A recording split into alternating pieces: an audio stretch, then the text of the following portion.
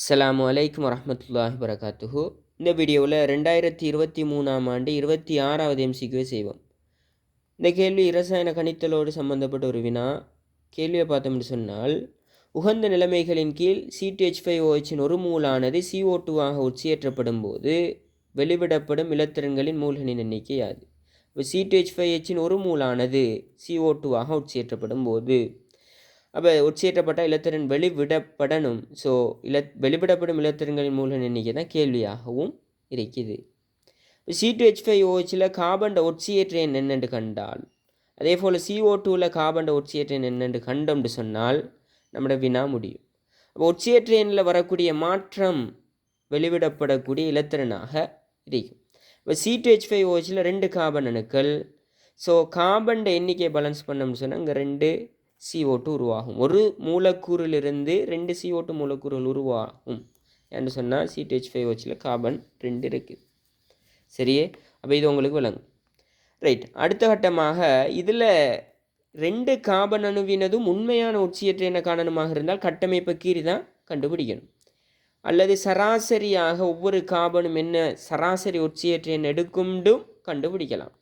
சராசரியாக கண்டுபிடிக்கணுமாக இருந்தால் ஒரு சேர்வையிட ஒட்டுமொத்த ஒட்சியேற்ற எண் 0 இருக்கணும்ன்ற அடிப்படையில் இங்கே கார்பன் ஒட்சியேற்ற எண் எக்ஸ்ன்னு எடுத்தால் 2 கார்பனுக்கு 2x. ஐதரசனுக்கு வளமையாக பொதுவாக 99% அதிகமான ஒரு சில தடவைகளை தவிர மற்ற எல்லா சந்தர்ப்பங்களையும் ஐதரசன் ஒட்சியேற்ற எண் +1ஆகவும் ஒட்சிசன் பொதுவாக -2. ஒட்சிசனுக்கு பல ஒட்சியேற்ற எண் இருந்தாலும் ஒட்சிசன் -2 கொடுத்தோம்னு சொன்னால் சாதாரணமாக கார்பன் சராசரி ஒட்சியேற்ற எண்ணை காணலாம். உண்மையான ஒட்சியேற்ற எண்ண காரணமாக இருந்தால் கட்டமைப்பை கீறி ஒவ்வொரு கார்பன்டையும் உண்மையான ஒட்சியேற்ற எண்ண கணிக்கணும். ஸோ நம்ம கட்டமைப்பை கீரியே கண்டுபிடிப்போம். 2 கார்பன், ஐதரசன் 5 ஐதரசன், அங்கே OH உண்டு. ரைட், அங்கே OH உண்டு. ரைட், அப்போ இதில் கார்பன் ஒட்சியேற்ற எண்ணை நம்ம கண்டுபிடிக்கணும். அப்போ ஒரு கட்டமைப்பை கீறிய பின்பு எவ்வாறு ஒட்சியேற்ற எண்ண காரணமாக இருந்தால் எவ்வாறு காணணும்னு சொன்னால், அப்போ பிணைப்புகள எண்ணிக்கைக்கு ஏற்ற மாதிரி மின்னத்தன்மை கூடிய மூலகத்துக்கு மறையேற்றமும் மின்னத்தன்மை குறைந்த மூலகத்துக்கு நேரேற்றமும் கொடுக்கணும். அப்போ இந்த பிணைப்பை நம்ம கருதினோம்னு சொன்னால் ஒரு பிணைப்பு இது மின்னத்தன்மை கூடிய மூலகம் கார்பன். அப்போ கார்பனுக்கு -1, ஏன்டா ஒரு பிணைப்பு தான் இருக்குது. ஐதரசனுக்கு +1.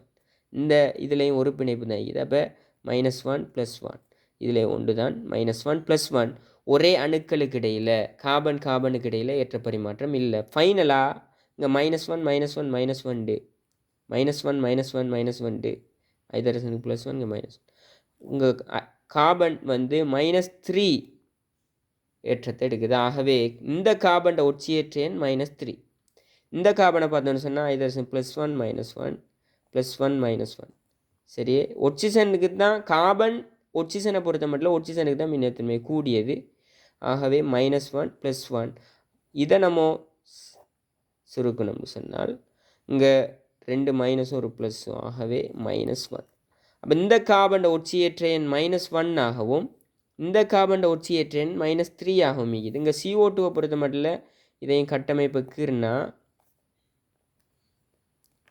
இங்கே 2 பிணைப்பு, ஆகவே -2 ஒட்சிசனுக்கு இங்கே 2 பிணைப்பு ஒட்சிசனுக்கு மின்னத்தன்மை கூடியது. ஸோ ஒட்சிசனுக்கு மைனஸ் வரணும். 2 பிணைப்பு ஆகிறதால -2 இங்கே +2. அதே போல் இங்கே -2 +2. ஆகவே இங்கே கார்பன் ஒட்சியேற்ற எண் +4. இங்கே கார்பன் ஒட்சியேற்ற எண் +4. சரியே, இப்போ ஏற்ற பரிமாற்றம் அதாவது இழக்கப்பட்ட இலத்திரன்கள் எண்ணிக்கையை பார்த்தோன்னு சொன்னால் இந்த 2 கார்பனும் +4க்கு தான் மாறுது. 2 கார்பனும் +4க்கு தான் மாறுது. 2 மூலக்கூறுகளாக, அதாவது ஒரு சேர்வையிலேருந்து 2 மூலக்கூறு வெளிப்படுறது. ஒவ்வொரு மூலக்கூறும் +4 தான். சரியா, ஒரு சேர்வையில் ஒரு மூலக்கூறுலேருந்து 2 CO2 மூலக்கூறு வெளிப்படுறது. ஒவ்வொரு CO2 மூலக்கூறும் +4 ஏற்றத்தை ஒட்சியேற்ற எண்ணை தான் கொண்டிருக்குது. அதாவது -3 ஒட்சியேற்ற எண்ணை கொண்ட கார்பனும் +4ஆகவே மாற்றமடையுது. ஒட்சியேற்ற எண் +4ஆகவே மாற்றமடையுது. அதாவது -3 ஒட்சியேற்ற எண்ணை கொண்ட கார்பனும் CO2 ஆக மாற்றமடையுது. +4 தான். -1 ஒட்சியேற்ற எண்ணை கொண்ட இந்த கார்பனும் CO2 ஆகத்தான் மாற்றம் அடையுது, +4 ஆகத்தான் மாற்றம் அடையுது. அதாவது இங்கே உள்ள ரெண்டு கார்பனும் ஒரு சேர்வையில் இது இங்கே ஒரு மூலக்கூறில் இது இங்கே 2 மூலக்கூறை உருவாக்குது. இதான் விஷயம்.